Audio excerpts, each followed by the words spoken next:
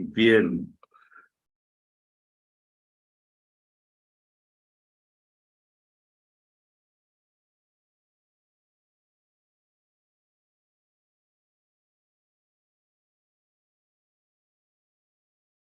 Ok, adelante, Alberto. ¿Grabamos? ¿Está Sí, grabando? estamos en grabación, ya. Ok, hoy, buenas días, tardes, noche. Hoy, lunes 5 de junio. Ok, lunes 5 de junio estamos, como siempre, como todos los lunes, a la hora de costumbre, en la realidad de los lunes. La de los jueves se va a llamar la escuelita, ya estamos preparando con Miriam el cambio, ¿ok? Bueno, entonces hoy vamos a entrarle al tema de la violencia. Antes voy a ir con un cuadrito. Si lo puedes compartir, por favor, en pantalla, Tapia, te agradezco mucho. Un cuadrito que hizo Arlington Backer, que está muy bueno, muy bueno. El ciclo de inestabilidad crónica. ¿Ok? Ajá. El ciclo de inestabilidad crónica que estamos viviendo. ¿Ok? Continuamente. Arranca por el lado de arriba. Resentimiento y antipolítica causada por el mal gobierno, por supuesto la gente vive mal, etc. Entonces se forma una coalición unida contra ese mal gobierno, sea de izquierda o sea de derecha mala, es lo mismo, para el caso, es lo mismo. Coalición unida contra ese mal gobierno. Llega al poder, neutraliza a su adversario porque el fin era, en el caso, por ejemplo, de la derecha mala, que no gobierne la izquierda, y en el caso de la izquierda, que no gobierne la derecha. Ok, perfecto. Entonces llega al poder, neutraliza al adversario, pero entonces empiezan las peleas internas, ¿ok? Por el poder, por el dinero, obviamente, impide lograr objetivos políticos o politiqueros, esto mal gobierno y vuelta otra vez a girar. Ahora, Arlington me sorprendió muy agradablemente con este cuadrito porque es muy ilustrativo y Arlington fue uno de mis discípulos que yo más regañé. Lo regañé bastante a Arlington. ¿Ok? Porque escribía cosas que no se entendían. Y entonces yo le decía, Arlington, por Dios, antes de escribir tienes que aprender a redactar bien, porque no se entiende lo que quieres decir, no se entiende bien. Y lo regañé. Pero hoy me sorprendió muy agradablemente con este cuadrito, o sea que parece que dibujar sí sabe, y hacer cuadritos sí sabe. Incluso este cuadrito se aplicaría también a un caso Milei, digamos, o a un caso de nosotros si llegáramos a ser gobierno con coaliciones, ¿ok? Entonces, si entramos a hacer una campaña electoral en coalición con otras fuerzas de la derecha mala, etcétera, etcétera, unida contra un mal gobierno circunstancial que puede ser cualquiera de la izquierda, entonces llegando al poder se neutraliza al adversario. Ajá, pero enseguida vienen las peleas internas porque es el sinsentido del estar en contra. Está bien que en política usted esté en contra, pero primero que nada, antes de estar en contra del comunismo o de cualquier cosa, tiene que estar a favor de algo. ¿Ok? Por eso, Mitsotakis en Grecia no quiere gobernar en coalición, quiere gobernar él solo con su partido. ¿Ok? Y lo bien que hace, porque quiere hacer más reformas, profundizar y ampliar las reformas que lleva hechas en 4 años de gobierno, que no son muchas, pero tampoco son pocas, pero de todo modo lo que falta es bastante. Entonces él quiere gobernar solo para no estar en este ciclo de inestabilidad crónica. Ahora, los progres les llaman ingobernabilidad a este caso, a esta situación. Le llaman ingobernabilidad.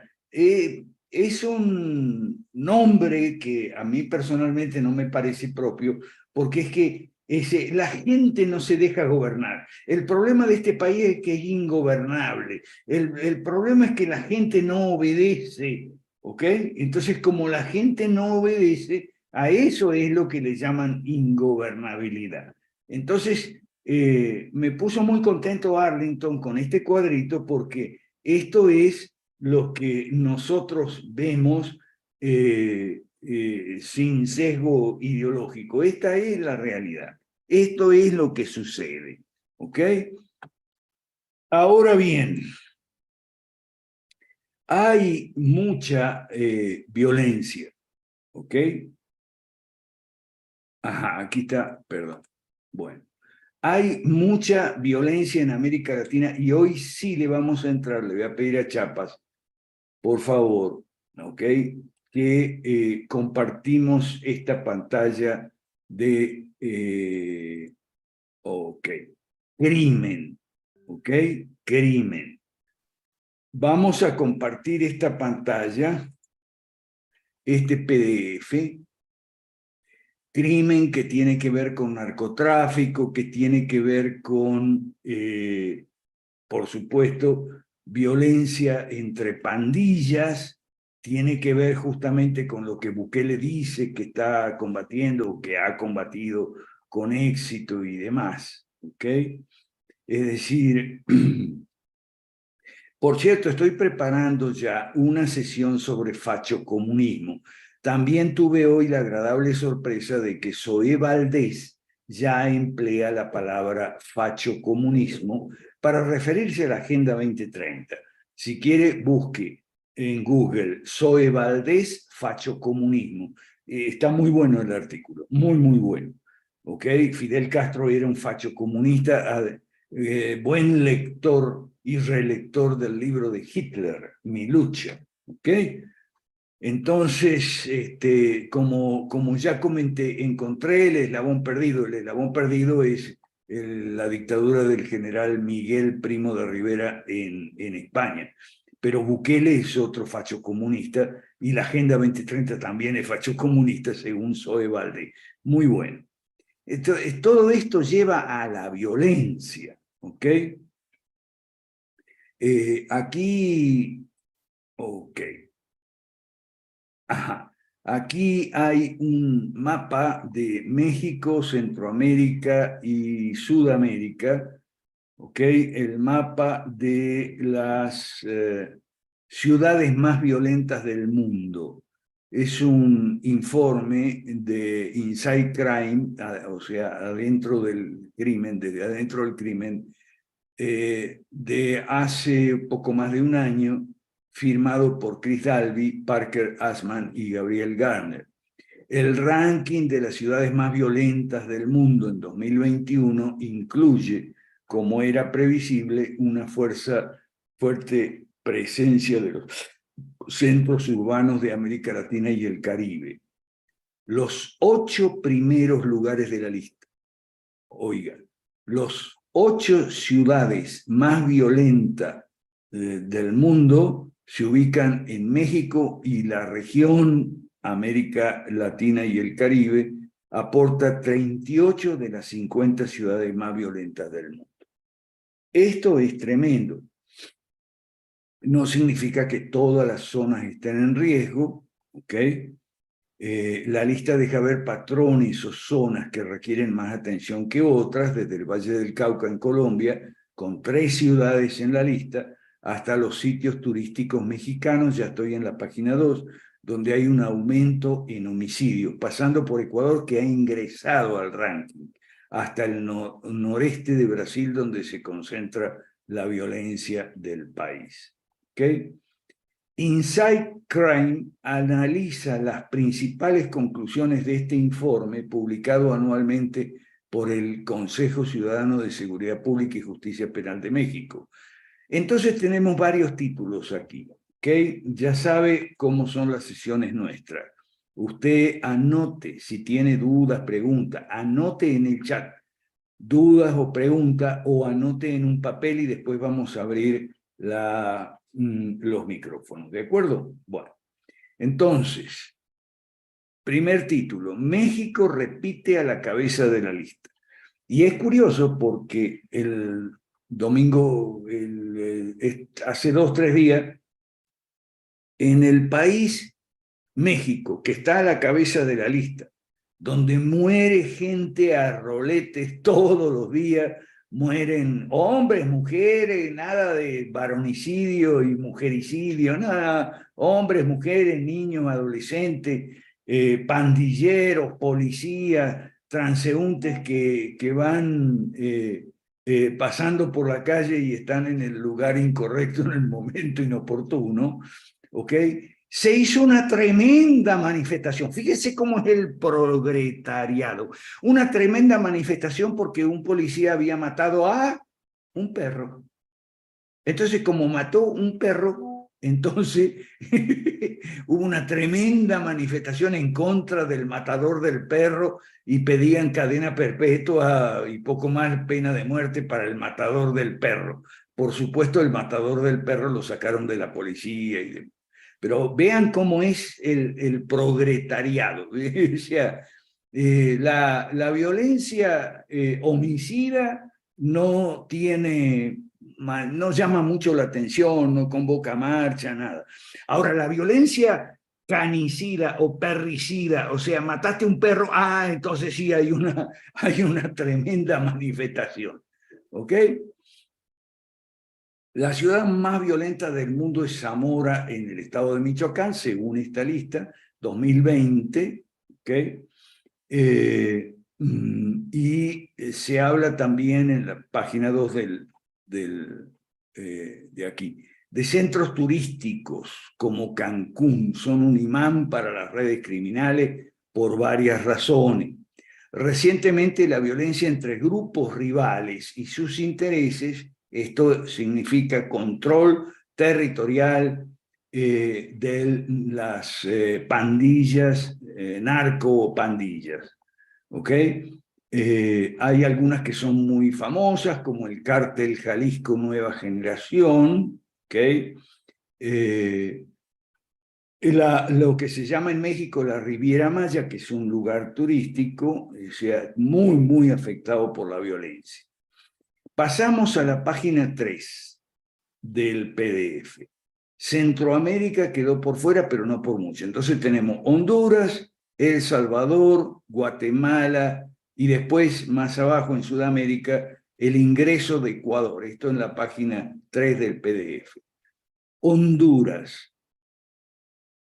San Pedro Sula en el puesto 32 de las ciudades más violentas del mundo. San Pedro Sula. Asesinatos, homicidios, etc. ¿Ok? Tegucigalpa y San Pedro Sula concentran cerca del 30% de las masacres violentas. El Salvador, ¿ok? La caída de los homicidios desde 2019 ha hecho que sus centros urbanos se alejen de las listas de ciudades más violentas, aunque el presidente Bukele le atribuye ese descenso a su llamado plan de control territorial y a los despliegues del ejército y la policía, sus críticos han citado una crisis de desaparición y la presunta evidencia irrefutable de negociaciones entre su gobierno y las pandillas MC-13 y Barrio 18 como una explicación de ese descenso. ¿Ok? Aquí, lamentablemente, la información sobre El Salvador no es muy gruesa por el aparato de propaganda del señor Bukele, ¿ok? Y la verdad no se puede saber si el pacto de Bukele con las maras más importantes sigue vigente o no, ¿okay? Si se rompió esa tregua o no, en fin. De todos modos, Bukele es un facho comunista, pero es importante, lo vamos a tratar cuando hablemos del fachocomunismo, porque se ha convertido en la referencia para otros países de América Latina. En Guatemala los homicidios subieron alrededor del 10% después de una cierta tendencia descendente que se mantuvo por 10 años. Así en Guatemala los homicidios están por debajo del pico de 2009, ¿okay?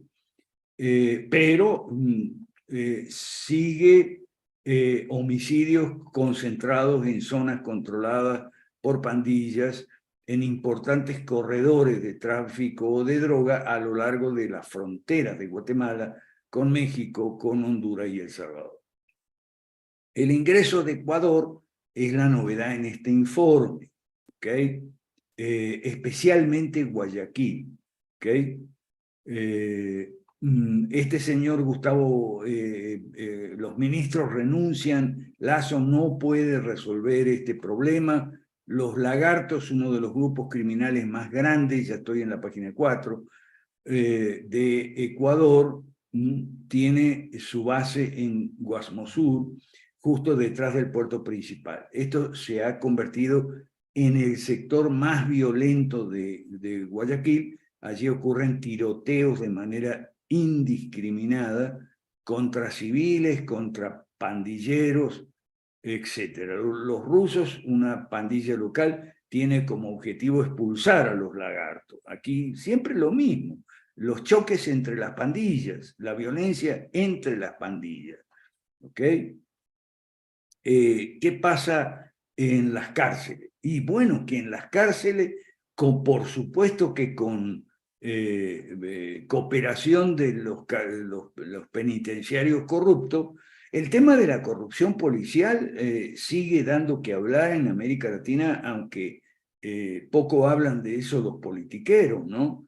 O sea, en Argentina, por ejemplo, no se ha terminado con la historia de la banda de los comisarios, que era la que raptó al joven Mauricio Macri en la época de en los 90, ¿okay? Macri antes de entrar en política estaba en el fútbol y lo secuestraron, lo tuvieron varios días secuestrado, su padre pagó un rescate.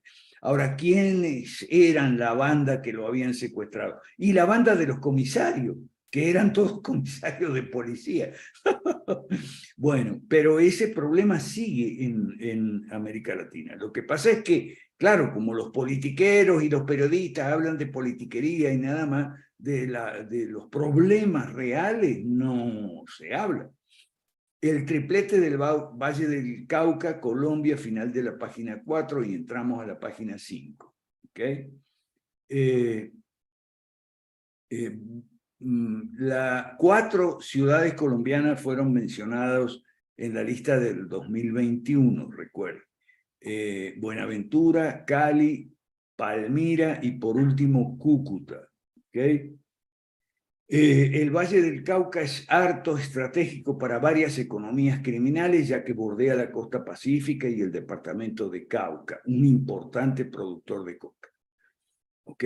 Buenaventura, voy a la página 5, es un punto de salida sobre las rutas de tráfico hacia Asia, Estados Unidos, Centro y Sudamérica, por lo que la ciudad es escenario de constantes disputas criminales. 2 personas son asesinadas cada 3 días por casos relacionados no solo a drogas, sino a extorsión, robo y otras fuentes de ingresos criminales, según la Fundación Paz y Reconciliación. La segunda ciudad colombiana en la lista, con número 24, es Cali. Palmira, a media hora de Cali, es la tercera ciudad más violenta de Colombia. Y tenemos violencia generalizada en el noreste de Brasil, estamos en la página 5. 9 ciudades brasileñas, todas del noreste, se ubican en el ranking de las ciudades más violentas del mundo. ¿Okay? Aquí hay hay un resumencito de cuáles son las bandas más importantes: Primer Comando Capital, Comando Vermelho, o sea, Comando Rojo, Guardianes del Estado, ¿ok? En Ceará. Recuerde que, como toda mafia, las funciones propias del Estado son disputadas por las bandas criminales. Al final de la página 5, ¿ok?, puse la serie de Netflix, El negocio de las drogas. Aquí son 6 episodios, ¿ok? Una señora que se llama Amarili Fox, ex CIA, ex DEA, o sea, la señora siempre vivió del Estado, está casada con un Kennedy, así que imagínense. Bueno, de los 6 episodios, el cannabis es el más importante, es el penúltimo. A pesar de la legalización de la marihuana en California, legalización no es lo mismo que despenalización. Nosotros proponemos la despenalización. La legalización significa reglamentar. Y el video es muy bueno, el número 5, penúltimo, dedicado al cannabis, porque el 80% de las ventas de cannabis están en el mercado negro, como siempre. ¿Por qué? Y bueno, porque la regulación, que ellos llaman legalización, la regulación plantea muchas barreras de ingreso, monetarias, de tiempo, de papeleo, de infraestructura, etc. Una cantidad enorme de altas barreras de ingreso a un mercado legal. Entonces, solo el 20% de los capitalistas, narcocapitalistas, ¿ok?, puede costear esas barreras de ingreso, y entonces el 80% de las ventas permanecen en el mercado negro, como siempre. Y la señora Fox tiene que reconocer esa realidad en su video. Pero en el último video, ¿ok?, es donde ella se suelta el moño y suelta todo el estatismo, y el prohibicionismo y la guerra a la droga, etcétera, etcétera. ¿Ok? Por eso, para completar o complementar la serie de Netflix, El negocio de la droga, puse este informe de Alessandro Ford en Inside Crime, de nuevo, de hace casi un año. ¿Por qué prosperó el tráfico de drogas en América Latina durante el COVID-19? Ahí lo tienen, la página 6. Un informe reciente sobre producción, tráfico y consumo, o sea, en todo el mundo, ha destacado la resiliencia del comercio de cocaína en América Latina y el creciente papel de la región en la producción de otros tipos de droga, ¿ok?, entre ellas los opioides como la oxicodona, etcétera, que menciona la señora Fox. ¿Ok?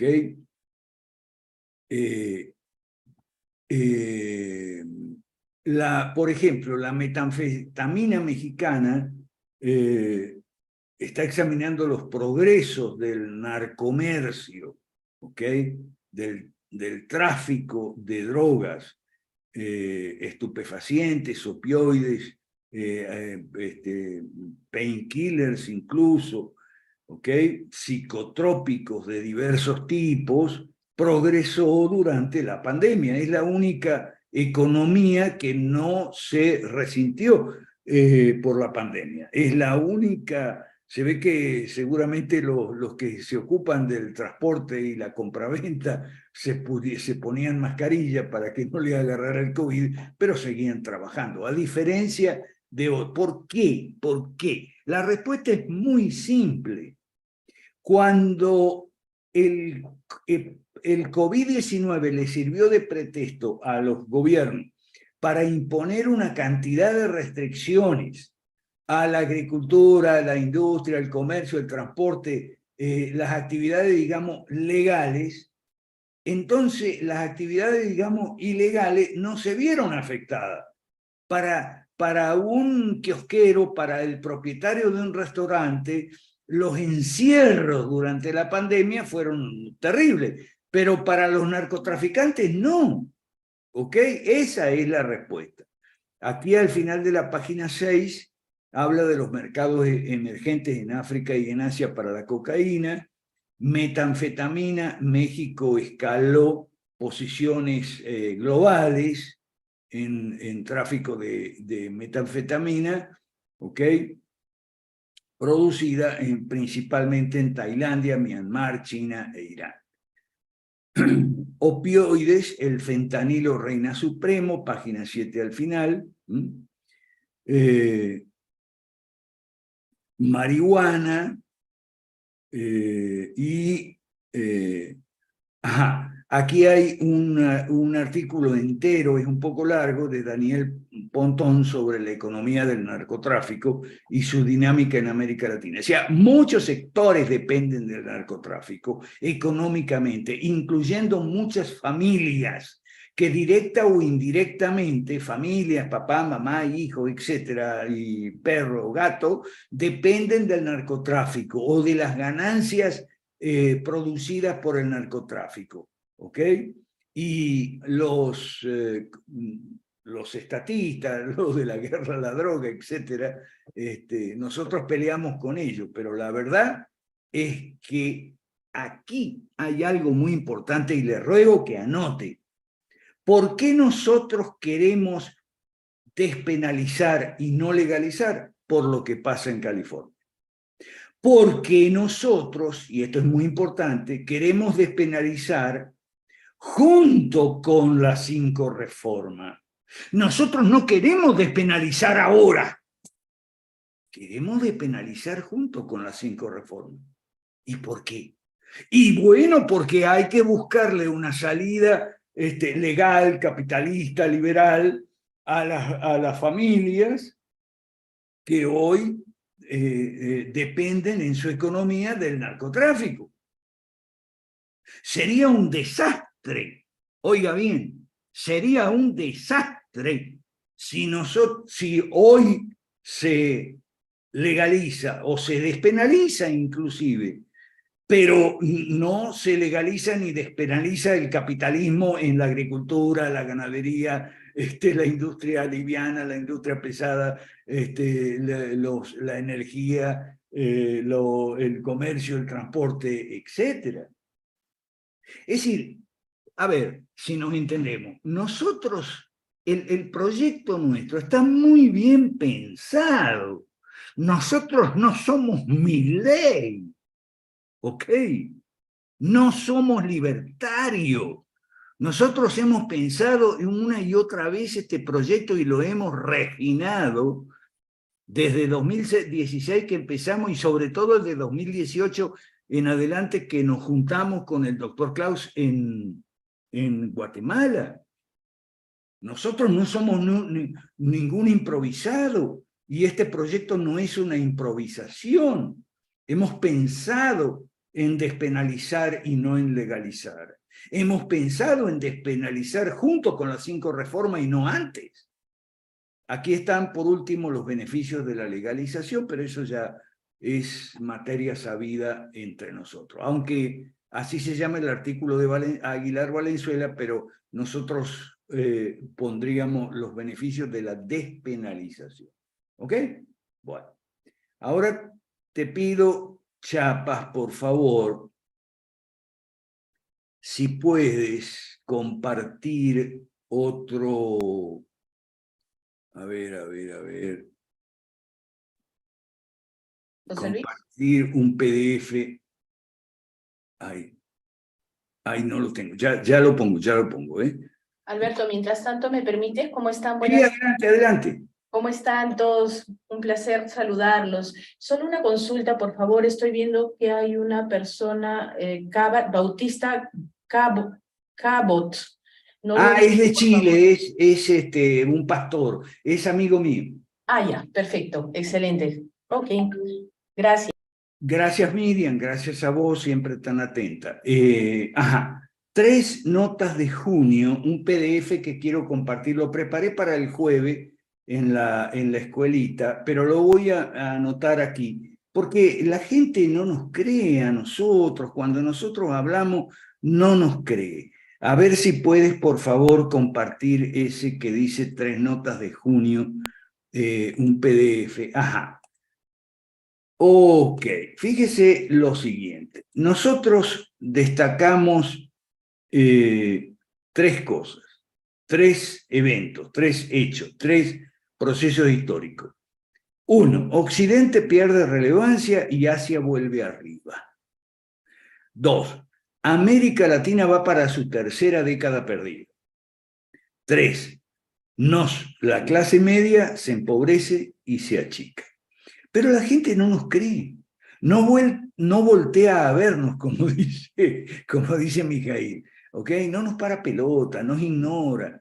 Algunos fingen que no existimos, otros no fingen, pero de cualquier manera no nos para bola. Ahora, sobre estos 3 eventos que nosotros siempre destacamos, ¿okay? Hay mucho escrito y mucho grabado mucho escrito y mucho grabado en Internet. Informes importantísimos.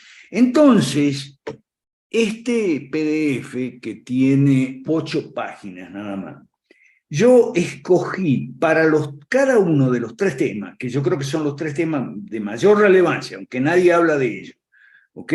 O poco. Escogí el mejor artículo en su género. Entonces, escogí un artículo de el Financial Times para el tema Occidente pierde relevancia y Asia vuelve arriba, ¿ok? Este artículo, El mundo está a punto de cerrar el círculo, me pareció, de los muchos artículos que se titulan incluso sobre el siglo asiático, el más claro y también el más resumido y el mejor resumido, ¿ok? Con unos cuadros que copié también, ahora lo vamos a ver. Copié un informe sobre América Latina de Gisela Salomón sobre la base o una nota de Gisela Salomón sobre la base de un informe de José Manuel Salazar Cirinal, secretario ejecutivo de la CEPAL. O sea, nada liberal, nada liberal, pero sin embargo es muy bueno. Lo escogí a propósito y escogí de OK Diario, ¿ok? ¿Por qué se empobrece la clase media? Vamos a verlo rápidamente, ¿ok? Vamos a darle una mirada nada más porque a lo mejor seguimos el lunes que viene con este PDF.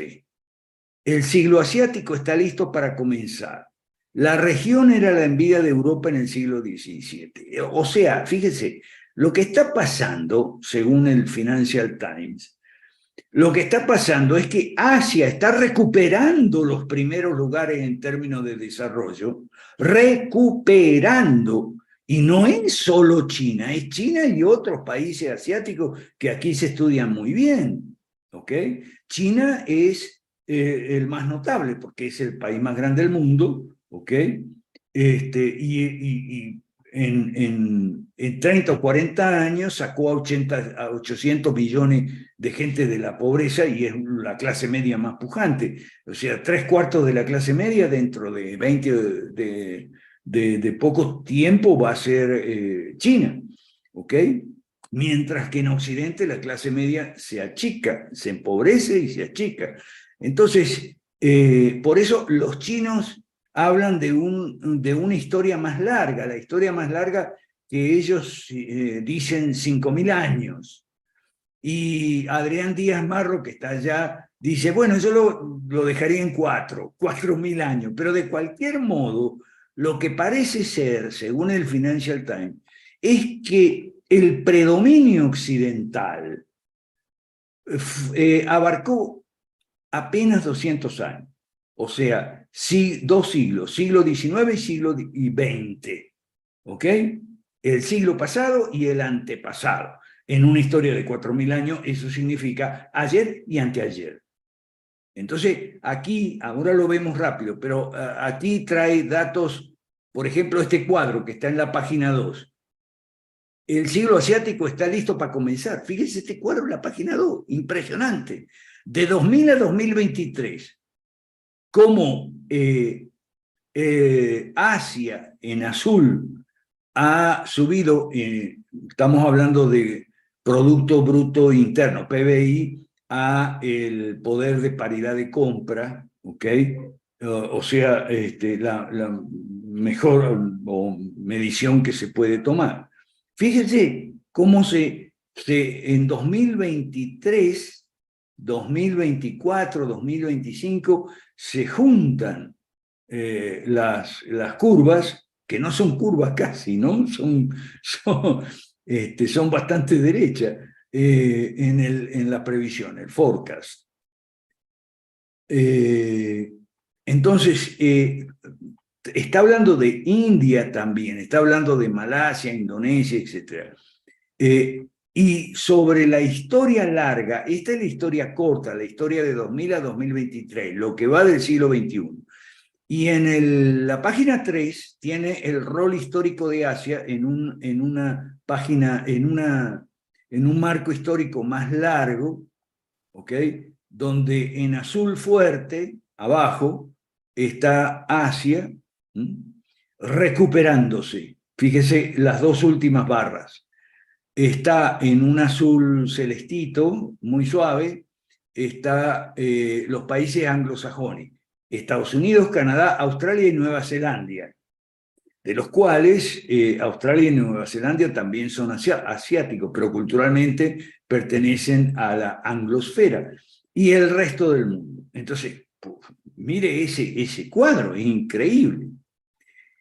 Ok, ahora vamos a la página 4, por favor. CEPAL advierte sobre nueva década perdida en Latinoamérica. Repito, no es nada liberal. Estamos terminando la segunda década perdida, dice Salazar Sirinax de la CEPAL. Ahora, recuerde que nosotros hemos visto que en esa segunda década perdida hubo presidentes de derecha mala. Los presidentes no eran de la izquierda del Foro de Sao Paulo como en la década de los años 2001 en adelante. En la década de 2011 en adelante, los gobiernos eran principalmente de derecha mala porque funcionó la ley del péndulo, que siempre funciona. Y sin embargo, fue la segunda década perdida. La pregunta es si vamos a tener una tercera. ¿Qué va a pasar de aquí al 2030? Tiene razón. Tiene mucha razón. ¿Ok? Entonces, bueno, ahí están los números. Y no es culpa de la pandemia. Sí, la pandemia tuvo que ver, pero más que nada fueron las encerronas a propósito de la pandemia. ¿Ok? Y por último, en la página 5, Save the Middle Class, el cuadrito, en vez de salva el planeta, de salva a la clase media. ¿Por qué se empobrece la clase media? Este análisis sí es liberal. El señor Francisco Saavedra González es un liberal de los nuestros. ¿Por qué se empobrece la clase media? Por el jodido estatismo se empobrece la clase media. ¿Ok? El estatismo es algo que los pobres han soportado siempre. El estatismo desfavorece a los pobres, sí, pero los pobres están acostumbrados. Es como la respuesta que ella es la pregunta, ¿qué tal? ¿Cómo te va? Respuesta, mal pero acostumbrado. Esa es la respuesta de la clase popular. La clase popular está mal pero acostumbrada, ¿ok? La clase alta tiene, en primer lugar, tiene forma, la clase alta empresarial, digamos, la clase patricia en América Latina, patriciado comercial, desde luego, tiene maneras de eludir el estatismo, incluso de congraciarse con el estatismo, ¿ok? Hemos estado hablando de eso, creo que el jueves, hemos hablado con Tapia sobre cómo las universidades supuestamente de élite se acomodan a la política correcta y demás. Y no hay que olvidar que la clase alta está compuesta en buena medida por los nuevos ricos procedentes de la política. O sea, los nuevos ricos son los que hacen y han hecho dinero con la política y entonces se meten a empresarios. Este análisis de Francisco Saavedra González es imperdible porque este sí es liberal. Este señor sí es liberal, ¿ok? Dice, página 6, hay dos ámbitos donde se puede observar también este problema. El mundo empresarial y el mercado laboral, ambos totalmente interrelacionados. ¿Cómo es la interrelación? Y muy fácil.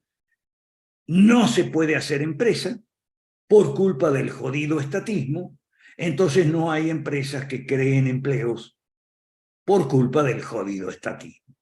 ¿Ok?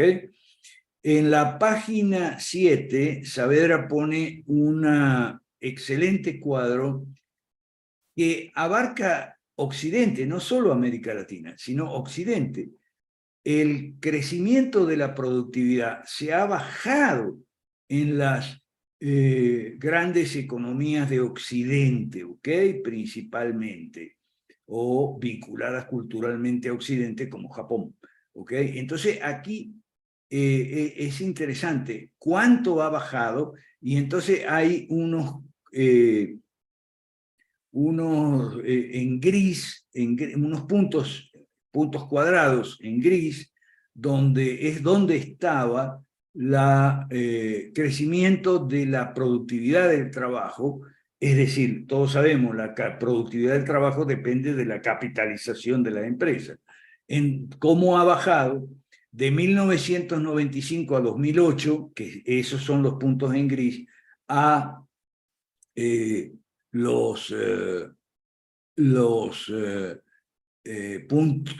las líneas en azul y en rojo, ¿okay? Que es 2009-2015. O sea, la segunda década perdida, ¿okay? O la primera mitad de la segunda década perdida. En rojo se señalan los mercados emergentes, el mundo, las economías avanzadas y el área euro. ¿Ok? Entonces, por eso es que la clase media se empobrece. Bueno, entonces, si te parece, Tapia, vamos a dejar ahí en la pantalla el PDF por si hay preguntas. Yo voy a ir, como es costumbre, primero al chat y después a... ok. Aleida Paredes, voy al chat. Acaba de leer el libro Confesiones de un sicario sobre lo podrido que está el sistema judicial en todo el continente. Los carteles de la droga son mafias internacionales que compran su poder con baños de sangre y violencia de grado satánico. Sí, el sistema judicial, el sistema policial y el sistema carcelario también. El libro se llama Confesiones de un sicario. Yo no lo conocía, si después le pueden pedir a Leida los datos. El sicario fue testigo protegido en México y comprueba que no hay ningún partido político que deje de vincularse con el narcotráfico. ¿Ok? Viven de la droga política, viven de la droga políticos, empresarios, artistas, deportistas, desde los más humildes hasta los más famosos. Es terrible cómo millones de familias consumen y producen y distribuyen drogas todos los días para sobrevivir. Por eso es que, además de despenalizar, hay que legalizar la agricultura, el comercio, la industria, el transporte. O sea, no podés sacar el estatismo de la droga y dejarlo en todos los otros sectores. No, eso es una locura. Ok, ¿quieres saber el nombre Jorge Chapas? Ah, García Luna, sí, García Luna. estaba en la nómina de los de cárteles poderosos, y a la fecha la mayoría de jerarquía está en la nómina de varios carteles que son enemigos entre sí, ¿ok?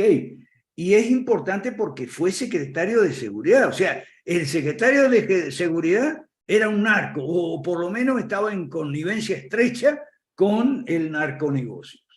Bueno. Jorge Chapas quiere que pongas la primera página del PDF, por favor. Bueno, a ver, ahorita somos 27 aquí. Ahorita, ajá. En la primera página yo arranqué este documento porque son las tres cosas que uno le habla a la gente y la gente está sorda. Ahora está con el tema de Petro y el caso Benedetti. Eso es pura politiquería. Es más, si usted quiere un ejemplo de lo que es politiquería, si usted vea el caso Benedetti, Sarabia y la niñera en Colombia, que afecta también a Venezuela, porque el tipo era embajador, y cómo salta, el caso Benedetti muestra también cómo saltan de un partido a otro, pero les da igual. El tipo era de lo más uribista, y después cuando Petro avanzó en su campaña electoral se hizo petrista, y ahora se peleó con Petro. Eso es la politiquería. ¿Ok? Bueno, entonces terminamos de momento con el chat y vamos con los micrófonos. Empecemos con Johnny San Miguel. ¿De qué país eres tú, Johnny, que no te ubico bien?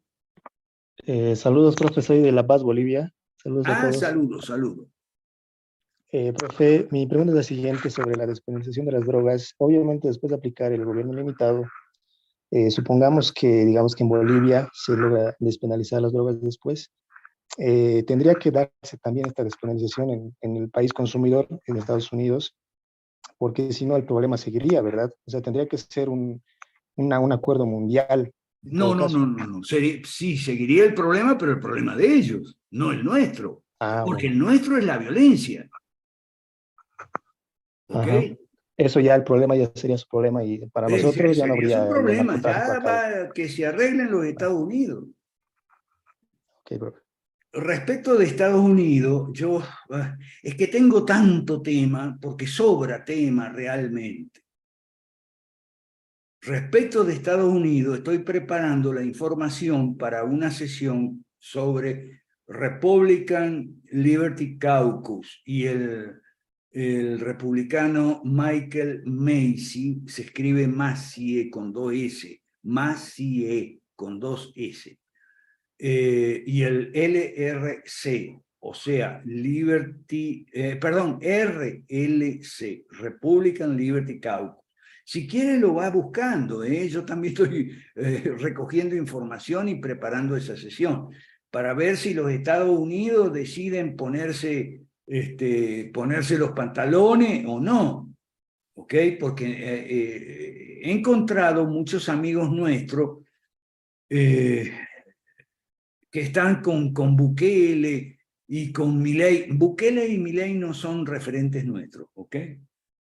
Otros están con Víctor Orbán y Meloni, la derecha europea. No, la derecha europea es anti-inmigrante, fundamentalmente anti-inmigrante. Y ese es otro problema de ellos, el problema de la inmigración los Estados Unidos bombardean los países árabes, entonces los árabes se van de los países árabes y van para Europa. Esos son problemas de ellos, que los arreglen ellos. Nosotros tenemos que arreglar nuestros problemas, y para nuestros problemas, las 5 reformas. ¿De acuerdo, Johnny San Miguel? Sí, profe. Bueno, Johnny San Miguel de La Paz, Bolivia. Qué buenos recuerdos que tengo yo de La Paz, Bolivia. Realmente es una linda ciudad. Lástima que quede tan alta. A mí, yo aguanté apenas 6 meses viviendo en La Paz, y después me tuve que bajar a Cocha porque no daba más, no tenía aire. Pero es una ciudad preciosa. Seguimos. Jorge Chapas. ¿Qué tal, profe? Buenas noches, saludos amigos.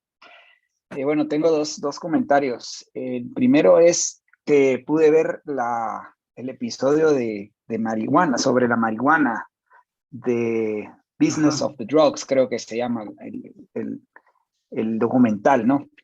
Y sí, efectivamente se ve muy claro cómo el caso de California, la legalización no es la solución, porque justamente se elevan las barreras de entrada y entonces pues los narcocapitalistas, como usted bien le llama, pues tienen enormes problemas para entrar al juego legal, digamos, ¿no? Qué interesante es cómo bajo esas condiciones el 80% del consumo de las drogas sigue estando al margen de la legalidad. O sea, sigue privando, digamos, o prevaleciendo un mercado negro, y es precisamente por la existencia de leyes que regulan el ingreso al mercado, ¿verdad? Así que qué interesante ese episodio del documental. Luego, profe, bueno, una pregunta asociada a ese tema es, creo que hay que despenalizar todas las drogas de súbito, ¿no? O sea, no se puede despenalizar tampoco la producción, tráfico y consumo primero de una droga y luego de otra, sino que tiene que ser parejo, ¿verdad, profe? Claro, porque eso es que hay toda una muchas irracionalidades en la guerra a la droga. Te dicen que la marihuana es la droga de entrada. Y ese es uno de los argumentos falaces que utilizan ellos para decir, legalicemos la marihuana solamente, las otras no. Pero bueno, pero pedazo de estúpido, si es verdad que es una droga de entrada, lo cual yo no creo, porque en las fiestas se consume cocaína, mucha gente Claro. por primera vez que nunca consumió marihuana, ¿ok? Pero bueno, supongamos que fue, porque ellos parten de premisas equivocadas y llegan a conclusiones más equivocadas todavía. Si la premisa fuese cierta, cosa que yo niego, ¿ok? Entonces no sería una razón para legalizarla, como ellos dicen, sino no, porque si es una droga de entrada, entonces van a legalizar la droga de entrada, okay, para que después sigan las otras drogas. Es toda una locura, o sea, la guerra a la droga es una locura tan grande como el marxismo cultural, que el hombre puede ser mujer, la mujer puede ser hombre, o que el Banco Central puede emitir dinero indefinidamente, o que los gobiernos se pueden endeudar indefinidamente, Sí. o que las personas y las empresas se puedan endeudar indefinidamente. Vivimos un mundo irracional, un mundo de creencias que no tienen ningún sentido, creencias que son contrarias a la naturaleza, a la lógica, pero que sin embargo son apoyadas por los gobiernos estatistas. Y son creídas por mucha gente. Vivimos en un mundo irracional donde hay mucha irracionalidad. Sigue, Chapas, por favor. Sí, ok, profe, la pregunta sobre el caso de Asia y particularmente sobre el tema de los BRICS, Brasil, Rusia, India, China y Sudáfrica. y Sudáfrica. Por ahora, porque sí. va a entrar un gentío. Ajá. Sí, pero me genera duda el por qué Brasil. Si Brasil ha sido un país que ha venido... porque fue en la época, que eso creo que fue en la época de cuando se hicieron los BRICS, o sea, por razones históricas, porque fue el primero que fue a la reunión. ¿Ok? Nada más. Ok. Nada más, porque fue el primero que fue a la reunión. Ahora, son países que tienen mucho comercio con China, al igual que los aspirantes a entrar, porque los BRICS tienen muchas solicitudes de ingreso. La primera fue la de Argentina, primer país que dijo, yo quiero entrar. Pero después se sumaron muchos otros a los BRICS. Claro. Sí, giran en la órbita de China, pero nosotros de China siempre decimos lo mismo. porque dicen, nos están invadiendo los chinos. Los chinos no nos están invadiendo, los chinos nos están proponiendo negocio, porque las empresas chinas quieren hacer negocio. Ahora, ¿eso es bueno para América Latina o es malo? Es muy bueno. El problema es nuestra situación débil y vulnerable, que nos va a obligar a entrar a hacer que los negocios con los chinos sean en condiciones de inferioridad. Porque en esto los negocios se parecen a la política. Por eso nosotros no queremos hacer alianzas, porque somos muy chiquitos todavía. Vos tenés que esperar a crecer para hacer alianza, para poder hacer alianza en algo parecido a un pie de igualdad. Bueno, en los negocios es igual. Vienen empresas chinas a hacer negocios en América Latina, o a ofrecer préstamos, o a ofrecer infraestructura. Por ejemplo, Adrián Díaz sacó en estos días un video muy bueno sobre el tren que está construyendo China en Laos. Sí. Sí, porque no había tren en Laos, ¿no? Bueno, entonces es muy distinto, así como es muy distinto, si tú eres un actor político chiquito y quieres entrar en una alianza con el grande, eso no es una alianza, eso es que el grande te va a comer, ¿ok? Y en los negocios con las empresas chinas pasa lo mismo. O sea, para poder aprovechar todo el potencial que tiene un negocio con China, tiene que ser en América Latina una empresa sólida, grande, fuerte, una empresa privada, no sujeta al gobierno y subsidiada con el gobierno, como por ejemplo la empresa esa de semiconductores de Taiwán va a poner una fábrica en Estados Unidos. Sí, pero le pidió al gobierno de Estados Unidos un subsidio. ¿Y por qué le pidió subsidio? Y porque es muy caro en los Estados Unidos para hacer negocio y hacer empresa. ¿Ok? Hay costos de oportunidad, hay costos relativos, ¿ok? Hay costos visibles y costos ocultos, en fin. Entonces, el problema nuestro no son los chinos. El problema nuestro es el jodido estatismo que nos condena a la debilidad crónica de las empresas nuestras. Sí, Profe, Chapa. pero eso implicaría pensar que nosotros podemos establecer libre comercio con los chinos hasta que haya cierto nivel de crecimiento económico luego de superar o luego de transitar al capitalismo. Depende. Porque el problema es que, ok, puedes tener libre comercio con los chinos, pero si tú tienes una economía intervenida hasta la coronilla, como en Guatemala, no vas a poder ni negociar en condiciones algo parecidas, menos desiguales, ni aprovechar plenamente todos las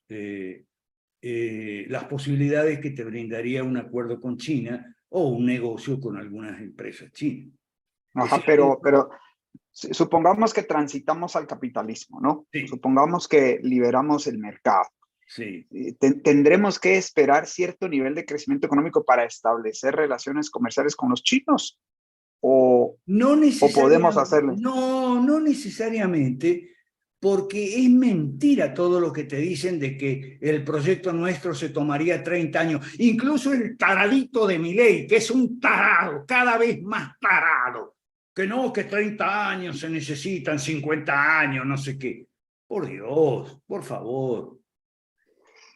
No, eso no es verdad. No se necesitan ni 30 años ni 50 años. Pero, insisto, Chapa, el problema está aquí, no es...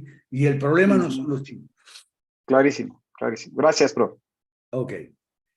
Bueno, en el chat pregunta Aguilera, solo cannabis, toda droga, pero si toda la guerra contra las drogas, guerra contra las drogas duras, contra las blandas, contra las naturales, contra las de diseño, contra las de entrada y contra las de no entrada. Todo es una locura. Vivimos en un mundo de locuras, Aguilera. Entonces te dice, te dan un argumento falaz. Te dicen, no, tendría que ser el cannabis nada más, porque el cannabis es la droga de entrada. Pero señor, eso es un argumento falaz, porque si es una droga de entrada, entonces con más razón habría que despenalizar todas juntas y no solo la de entrada. Profesor. Ajá. ¿Para qué estoy? Tengo aquí en el chat a Fabián. Correcto, Fabián, usted muy inteligente, correcto. Pasa lo mismo con lo que respecta a Estados Unidos o a Inglaterra o a cualquier país más avanzado que el tuyo. Si vos estás en un país muy retrasado, si vos estás en un país sometido a las consecuencias más groseras del estatismo y querés hacer acuerdos con otros países de comercio o querés hacer negocios con otros países cuyas empresas están más adelantadas, estás en inferioridad de condiciones, sea China, Rusia, la India o lo que sea. Y si Argentina entrara en los BRICS, pasaría exactamente lo mismo. Sería el socio menor, o como dicen los americanos, el vagón, el último vagón, el vagón de atrás. Bueno, sí, adelante. ¿Quién estaba? Yo, Ahí. profesor. Sí, Ajá, con adelante, respecto adelante. a la despenalización de todas las drogas, podríamos pensar entonces que podríamos armar tipos de emprendimientos, almacenes, supermercados de la droga, o cómo sería la materialización, claro, para poder tener un poco más claridad con respecto a eso, para profundizarlo un poco. ¿Dónde se vende el licor actualmente? En las tiendas, en las jugueterías para niños se vende licor. Exacto. No, En la ¿verdad? botillería, pues. En la botillería, pues. En las panaderías se vende licor. Claro. Ah, Por debajo cuerda le meten el queso. pero no ves que es una locura, la guerra a la droga es una locura del mismo loco de Nixon que pateó el tablero con el patrón oro, abandonó totalmente el patrón oro. Hemos estado dirigidos por locos y seguimos dirigidos por locos irracionales. Bueno, pero más a tu pregunta. El alcohol no se vende en las panaderías ni en las jugueterías. El alcohol se vende en las licorerías. Antiguamente, ¿dónde se vendía la droga? Cuando las drogas eran legales, ¿dónde se vendían? ¿En dónde? Así En como las farmacias. No, en las droguerías, que por eso se en las llaman droguerías. droguería. No se llaman droguería por casualidad, se llaman droguerías. Y hoy en día la palabra droguería ha quedado para el mayorista farmacéutico que le suministra a la farmacia detallista de la esquina de tu casa. ¿Ok? Entonces, con las drogas sería como volver al pasado. Acuérdate una cosa. La guerra a la droga empezó antes de Nixon, pero el que la puso fuerte fue Nixon. Ahora, ¿cómo era el tema de las drogas antes de la salvaje guerra a la droga? Y bueno, las drogas se vendían en la droguería. Y los drogadictos iban y compraban su droga y se drogaban. Que era generalmente gente de clase media para arriba. La droga era un lujo, porque era caro, sí, había algunas caras, la mayoría, había muy pocas drogas baratas. Entonces, ¿por qué? Porque se entendía que las drogas eran un producto para el consumo de las clases adineradas. La jodida guerra a la droga ha democratizado el consumo de droga. Hoy tenés que consumen droga, la clase alta, la media, la baja, la más que baja. Todo el mundo consume droga y eso es culpa no de la droga, sino de la guerra.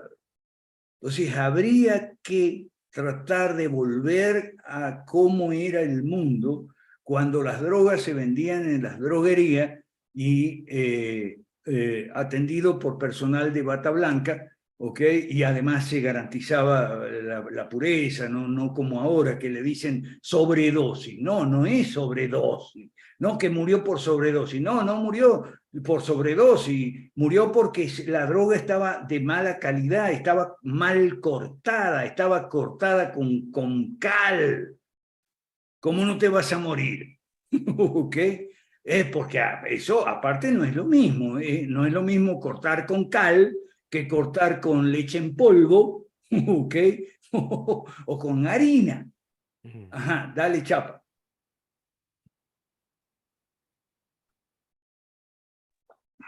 Sí, profe, tengo una pregunta y también creo que va sobre la misma línea, ¿no? De aplicar las 5 reformas en paralelo y así como proponemos desregular los mercados en general, también el mercado de la droga, porque el asunto es que en Estados Unidos, donde se ha legalizado solo en algunos estados, solo algunas drogas, el problema es que encontramos ese fenómeno no sé si se ha percatado de ese fenómeno de la calle de los zombies en Pero sí, Filadelfia. sí, yo me he percatado de todo. Hay unos videos muy buenos sobre la gente zombie que está en la calle, toda tirada en el suelo, toda jodida. Pero eso es culpa de la guerra de la droga, no es culpa de la droga, porque cuando la droga estaba limitada a la clase alta y se vendía en droguerías, se vendía droga pura, no droga cortada como es hoy en día. No había zombies por la calle en absoluto. Ahora, Fabián pregunta que si se puede prohibir la venta y permitir la compra. Eso es una pelotudez. Es que Maslatón es otro idiota. Maslatón es un idiota total. Yo no lo aguanto más a Maslatón. Ya no lo veo más a Maslatón. ¿Cómo va a decir? ¿Quién es Maslatón, prof? Maslatón es un idiota argentino ya que es casi un pleonasmo ya. O sea, prohibir la venta y permitir la compra. Pero ¿es idiota él o qué? ¿O nunca ha ido por las calles de los suburbios donde se compra y se vende droga? La compra y la venta son dos caras de la misma moneda. Lo Hola que pasa Alberto, es ¿se escucha? sí, dale. ¿Cómo andan todos? ¿Todo bien? Espero que bien. No, lo que quise escribirle ahí para escuchar su opinión es lo que está sucediendo. O sea, según lo que dice Maslatón, la teoría de Maslatón, lo que está pasando es que se está permitiendo la compra y se está prohibiendo la venta. Entonces, tiene que estar o prohibida las dos cosas o permitida las dos cosas. Eso es lo que dice Maslatón. Lo entendí, mismo puede leí pasar con mal. el tomate o con la lechuga Sí, o leí, con los caramelos. perdón, leí mal. Lo que Claro, pasa es que a claro. mí Maslatón no, bueno, sí, es cierto, eso es coherente. Me equivoqué, perdón, leí Por mal. eso le puse ahí una de las pocas cosas coherentes que dijo Maslatón. Ok, ok. No se puede prohibir la venta y permitir la compra. Bueno, pero es que la otra cosa es lo que hacen en Estados Unidos, de que meten preso a los consumidores por consumir. Consumir es delito. En algunos estados de los Estados Unidos te dicen, no es consumir, es tener. Entonces te meten preso por tenencia de drogas. Si te encuentran con cantidades bajas, pero las cantidades bajas son para consumo personal. En realidad están penalizando el consumo. Y en ese sentido sí tendría razón Maslatón. No se puede prohibir la venta, o sea, penalizar, encarcelar al drug pusher y dejar libre al comprador. O sea, hay que ser coherente. Y en algunos, repito, en algunos estados de los Estados Unidos te meten preso por consumir. Y eso está mal. O sea, ¿nosotros somos liberales o qué? O sea, la gente tiene, no tiene que tener el gobierno encima cuidándote. No, es que lo hacemos por tu bien, porque la droga es mala. Así el cigarrillo es malo, o sea, la pipa es mala, todo es malo hoy. No, basta, por favor. Y perdón por la equivocación, leí mal. no se puede prohibir la venta y permitir la compra, que es lo que está sucediendo ahora en países como en Argentina. En países como Estados Unidos ya es otra cosa. Bueno, ¿alguien más? Porque si no... Profe, Ajá. mientras llega otra pregunta, recuerdo que en algún momento hablamos también de otorgar una amnistía para narcotraficantes que tengan delitos menores durante esa transición a la despenalización. No sé si lo recuerda. Sí, tal cómo vez no. Y es lo que actualmente se practica a cambio de información. O sea, en todos los países, Estados Unidos y América Latina, los narcotraficantes pequeños, de hecho, son amnistiados. Claro, no se usa la palabra amnistía, pero cuando se habla de un contrato con la fiscalía, de hecho, es lograr una amnistía a cambio de denunciar a otros que son mayores. Por cierto, me terminé de ver toda la serie Criminal y vi los capítulos no solo de Reino Unido, sino de Francia, Alemania y España. Encontré de todos esos capítulos, que son muchos, uno solo que es progre. Los otros o son neutrales o te hablan de la corrupción policial, que es otro tema que hay que meterle el diente, de la corrupción policial y cómo se falsifican los interrogatorios, los atestados, sobre todo en España, en Criminal España. Véalo en Netflix si quiere. Hay uno, hay un capítulo de Criminal España donde agarran a un narcotraficante y le dan a elegir entre cuestiones muy arregladas por la policía, en fin, véalo porque, no sé, a mí me pareció interesantísimo. Dale, Chapas. Sí, yo pensaba que la amnistía para narcotraficantes pequeños era narcotraficantes que tenían cargos, digamos, cargos o procesos penales en curso que podían ser eximidos, digamos, ¿no? Para transitar a la despenalización. Pero los narcotraficantes que tienen cargos penales o procesos penales en curso, la pregunta es, ¿deben pagar por esos delitos que cometieron, ¿no? O sea, supongo, bueno, asesinatos, homicidios, o cómo, ¿no? Porque el problema es que ante la despenalización, ¿sí cree usted que podría haber un ataque o una reacción violenta por parte del narco local? Bueno, pero es que Porque, ahí se ve claro una diferencia que nosotros hacemos siempre entre droga y violencia. La droga y la violencia están asociadas, pero son cosas muy distintas vender o comprar droga que matar a una persona o incluso torturarla o liquidarla o meterla en un balde de yeso. ¿Ok? Entonces ahí sí, en esa transición, en esa amnistía selectiva, se debería correr la amnistía para los delitos de droga, no para los homicidios. ok. Ok, si no hay más preguntas, como queda algo de tiempo... Tengo un comentario, profesor. Cuando se abrieron en Ámsterdam, creo que fue la prostitución en pero es que vidrieras. eso es un estatismo horroroso, igual que en Uruguay. No. Perfecto. Pero ahí también se abrió un comercio clandestino de prostitución, que cuando le preguntaron al ex alcalde, no sé si era Coel en aquel tiempo, dijo que la prostitución clandestina estaba entre no sé si el 20 y el 90%, o sea, no tenía claridad de nada. Entonces, ese es como el prejuicio que existe hoy día cuando se habla de despenalizar la droga, porque aquí nos está tentando en bajar el consumo o que las personas no vayan a las drogas, sino que es quitarle el poder de las calles y de las armas a los narcotraficantes.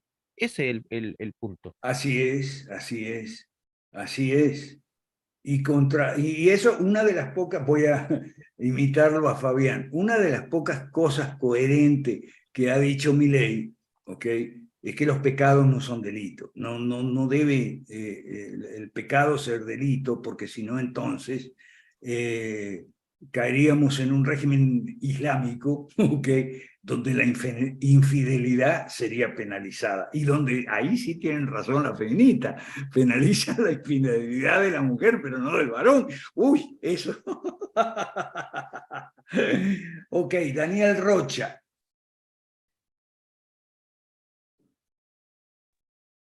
Hola, buenas noches. Y mientras Rocha habla, prepárame otra vez, Tapia, por favor, porque vamos a darle una última repasada al tema de la clase media, que eso es básico, del que pusiste recién, el de 3 notas. Ok, tiralo hasta lo último.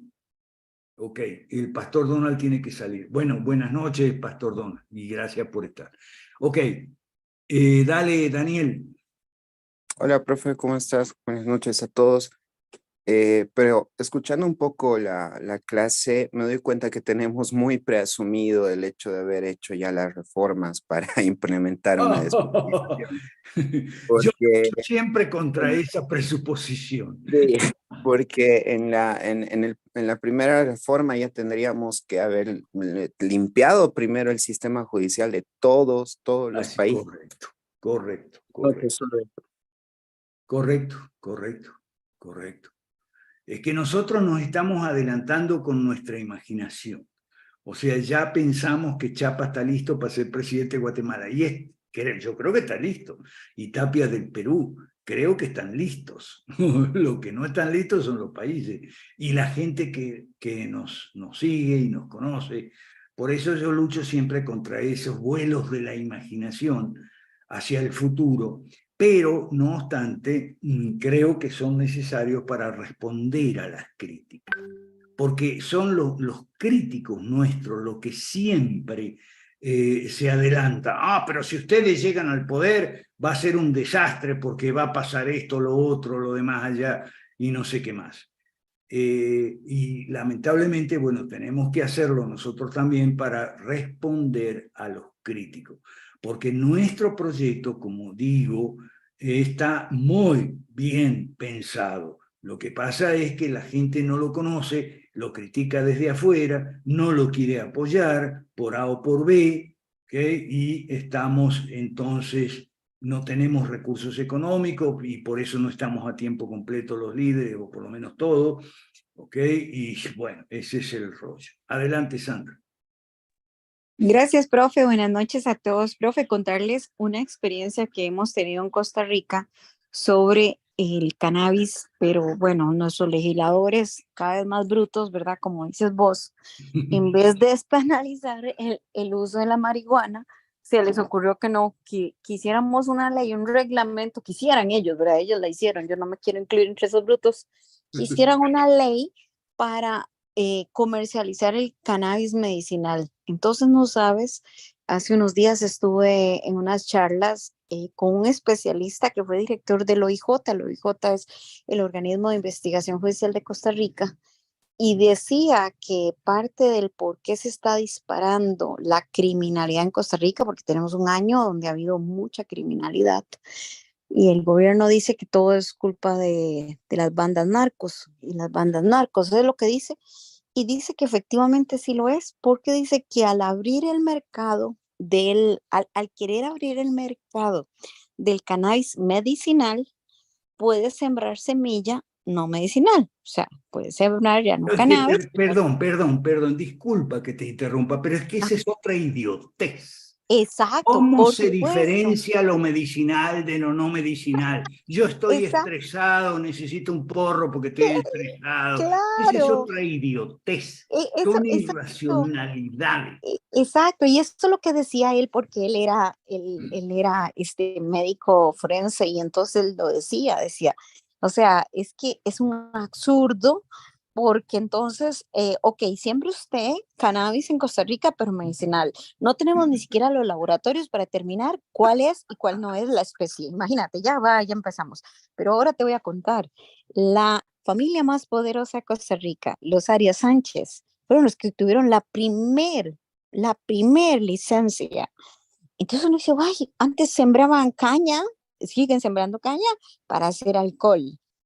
Para nadie es un secreto que el alcohol es la primer droga realmente que lleva a un montón de drogas también. Bueno, y entonces le vendían el alcohol a la Fábrica Nacional de Licores, que es otro adefesio nuestro estatal.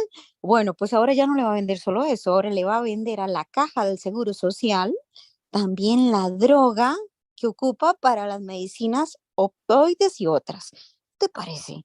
Entonces abramos el mercado, decía yo en medio de la conferencia, y dice, yo pensé que este señor, como había sido director del OIJ, me iba a decir, no, ¿qué te pasa? Que aquí, esa es la solución, abrir el mercado. Entonces dije yo, bueno, pues no, yo no descubrí el agua tibia, pero es la verdad. Quería contarles esa historia porque pues sí hay como una mini guerra interna entre carteles, entre mini carteles y entre el narcomenudeo, porque bueno, pues parece que entre los grupos ellos saben que si yo siembro una hectárea de cannabis medicinal, puede ser que me arriesgue y siembre otra cosa que no sea eso. El asunto es que entre más regulación le pones, más fácil se brincan también la cerca, decimos aquí en Costa Rica. Entonces, bueno, pues entonces aquí es desregularlo y listo, se acabó. Y la penalización. Yo quería solo un comentario, Chapas, que creo que ante la ley no hay retroactividad, entonces que digamos el que tuvo un juzgamiento por transporte, manejo, venta, de de droga, me parece que en ese sentido yo creo que los países sí tendrían que cuidarse mucho en ese sentido, ¿verdad? De que si antes de que la ley existiera o antes de que se despenalizara, de los delitos cometidos tienen que ser juzgados bajo ese orden jurídico, ¿no? Pero no más eso, profe. Y pues Ok, buenísimo el tema, bien ok. complicado, es un tema complicado, de verdad. Gracias, profe. No es un tema complicado, no hay temas complicados. Lo que hay es mucha ignorancia respecto de los temas, pero no son complicados. Por ejemplo, aquí mismo te voy a poner el ejemplo. Nosotros decimos que el Estado tiene que ocuparse de tres y solo tres funciones propias que son seguridad, justicia y obras públicas. Entonces, los delitos, sean o no relacionados con drogas o tal, porque habría delitos de droga en un mundo donde nosotros y hubiéramos hecho las 5 reformas. Sí, si yo te prometí 5 kilos y te doy 4. Bueno, profe, mira, cuando tú Eso andas en sería un carro, incumplimiento, eso sería claro. incumplimiento de contrato, ¿ok? Claro, y mira, y profe, cuando tú andas en un carro y matas a alguien, lo atropellas y lo asesinas, pues de ahí el carro no es el culpable eres tú, ¿no? Y pues es lo mismo con la droga, la misma, o sea, vamos al mismo orden de ideas, o sea, seguimos persiguiendo al objeto y es el ciudadano el que termina pagando todo, pero Sí, déjame, definitivamente. ok, gracias. Déjame responderle a Héctor Muñoz, que anotó en el chat, si la ley beneficia al reo es retroactiva. Ok, es la ley penal retroactiva cuando beneficia al reo, no, salvo que declare que no. Eso es algo que se puede legislar. O sea, es un principio que la ley penal puede ser retroactiva si beneficia al reo, pero ese principio de ese principio la ley misma puede hacer excepción, y de hecho lo hace. Mi pastor Alan Sánchez, que está aquí, tiene la mano levantada. Adelante, Alan. Hola, hola a todos. No, con referencia precisamente al estatismo, estoy viendo una serie en Netflix del asesinato de Gabriel Fernández, de un niño de 8 años de edad. Y ¿En México? no, eso fue en Los Ángeles. Ajá. En Los Ángeles, y los padres fueron los que lo asesinaron, pero la fiscalía acusa a 4 funcionarios públicos del Departamento de Servicios Sociales y Familiares. Y me decía Mari, ¿y por qué si ellos no tuvieron la culpa? Le digo, porque el Estado no debe andar de metiche en esos asuntos. Porque, ¿Cómo porque se no llama está- la serie? ¿Cómo se llama la serie? Es el asesinato de Gabriel Fernández. Ok. Está muy bueno, pero yo le explicaba a Mari que el Estado debe proteger a la ciudadanía, pero no cuidar. El cuidado le corresponde a los padres. Le digo, y eso es muy distinto. Y cuando el Estado crea, aquí en México está el famoso DIF, que se llama Desarrollo Integral de la Familia, y es un departamento estatista que incluso te quita a los niños, te quita a tus hijos, pero es porque el Estado está regulando en áreas donde no debe estar regulando, donde no le competen. Pero está muy buena precisamente hablando de estatismo, nada más quería comentar eso. Gracias, Alan, gracias. Es que hay mucha irracionalidad en las funciones propias del Estado hoy en día. Seguridad, justicia y infraestructura, y también mucha corrupción y demás. Suponiendo, ahora yo voy a hacer el salto en el tiempo al futuro, suponiendo que nosotros o nuestros sucesores, qué sé yo, alguien haga las 5 reformas, se va a tener que ocupar mucho de reformar los actuales sistemas de seguridad, justicia, infraestructura, incluyendo militares, policías, etcétera, etcétera, y jueces, desde luego, y mecanismos de justicia. Nosotros abogamos por una justicia centrada en la víctima, la justicia reparacionista y no meramente punitiva y todo eso. O sea, hay que... nosotros lo que haríamos son las 3 políticas públicas en lo que no es del Estado. Privatizar, desregular y abrir mercado. Pero, y en lo que es del Estado habría que hacer un montón de purgas, reformas, etcétera. Gracias, Alan. Bueno, de este documento cerramos con la última página. En la última página, la página 8, no, perdón. En el mundo empresarial, página 6 al final, ¿ok? Mire estos párrafos, página 6 al final. Para un análisis profundo de las causas que han propiciado que se llegue a este punto tan irracional y corruptor, donde predominan muchas mentiras y tabúes ya refutadas en el pasado, aunque por desgracia olvidadas, se requiere de otros ámbitos científicos, como la antropología e incluso la teología, para poder darle explicación lógica. Jamás en la historia de la humanidad se había llegado tan lejos en el afán de regular y controlar todo por parte del poder. Ni había tantísima gente dedicada a esa función. Esta tendencia ha desincentivado y en algunos casos estrangulado por completo la creatividad empresarial, la libertad de los mercados, y ha constreñido el crecimiento y el aumento de la riqueza material e inmaterial, manifestándose su letal efecto sobre la clase media. ¿Ok? Bueno, esto para terminar con este documento. Yo lo voy a seguir usando el jueves y, en fin, cuando sea necesario lo estoy enviando a la gente, porque, repito, he escogido los 3 mejores, que me han parecido las 3 mejores notas periodísticas, ¿ok? Informes, estudios, etcétera, dan cuenta, en cada uno de los 3 temas. Como Occidente se fue al demonio, Asia recupera su lugar, hay que ver cómo nos acomodamos,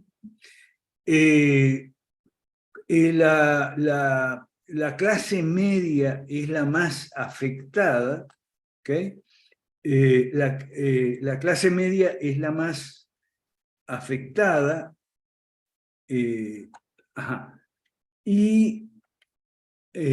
América Latina va para su 3ª década perdida. O sea, el problema es que a nosotros no nos creen, no nos escuchan, no nos creen.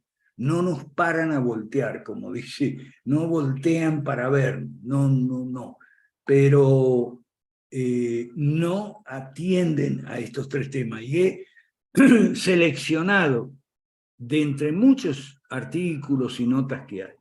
Para las próximas sesiones estoy preparando sobre Republican Liberty Caucus, especialmente Thomas Macié, y el fachocomunismo, eslabón perdido, ya Zoe Valdés, Zoe con Z, Valdés con B pequeña, ya escribió sobre el fachocomunismo y es así. Es el fachocomunismo, es Bukele, es la Agenda 2030 y es el eslabón perdido hace 100 años exactamente, porque fue en 1923, hace exactamente 100 años, que el general Miguel Primo de Rivera dio el golpe en España y se mantuvo ese facho comunista apoyado por el PSOE y por los militares hasta 1930. Bueno, saludo cordial y justicia para el pequeño Gabriel. Gracias en Netflix. Bueno, la vamos a mirar. Un abrazo grande. Chao, profesor, que estén muy bien a todos. Buenas noches. Buenas noches a todos. Gracias, gracias. Dulces sueños.